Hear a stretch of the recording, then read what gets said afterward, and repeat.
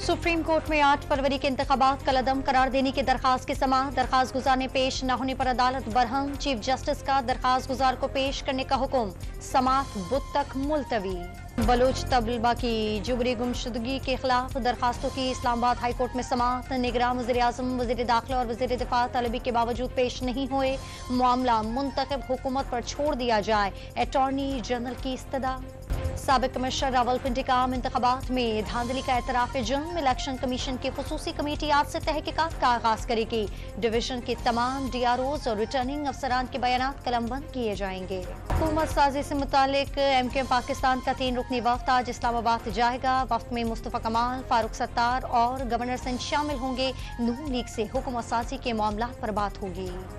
कौन बनेगा वज़ीर आला बलूचिस्तान? पीपल्स पार्टी की क़यादत आज इस्लामाबाद में मुशावरत के बाद नाम का ऐलान करेगी। बिलावल भुट्टो अहम फैसलों के लिए इस्लामाबाद पहुंच गए। इस्लामाबाद हाई कोर्ट में साकिब निसार के बेटे नजम साकिब और बुशरा बीबी की ऑडियो लीक के खिलाफ केस की समाअत। PTA FIA अफसरान के पेश न होने पर अदालत बरहम। क्यों ना वारंट जारी किए जाएं, अदालत के रिमार्क्स। खैबर पख्तूनख्वा के नामजद वज़ीर आला राहदारी जमानत के लिए पेशावर हाई कोर्ट पहुंच गए। दरखास्त पर आज ही समाअत करने की इस्तदा। अली अमीन गंटापुर के खिलाफ इस्लामाबाद में 2023 में मुकदमा दर्ज किया गया। सिंध के जिला खैरपुर में तेल और गैस के नए ज़खायर दरियाफ्त। यौमिया 14 मिलियन मौक़िफ़ गैस और 93 बैरल तेल निकाला जा सकेगा। OGDCL का ऐलान। PSE को इतला भिजवा दी गई।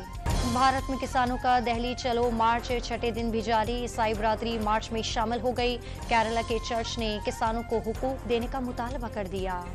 और खैबर पख्तूनख्वा में शदीद बारिश के बायस छतें गिरने से बच्चे और खवातीन समेत 3 अफराद जाँ बहक। रावलपिंडी में मूसलाधार बारिशों के बाद वासा ने रेन इमरजेंसी लगा दी।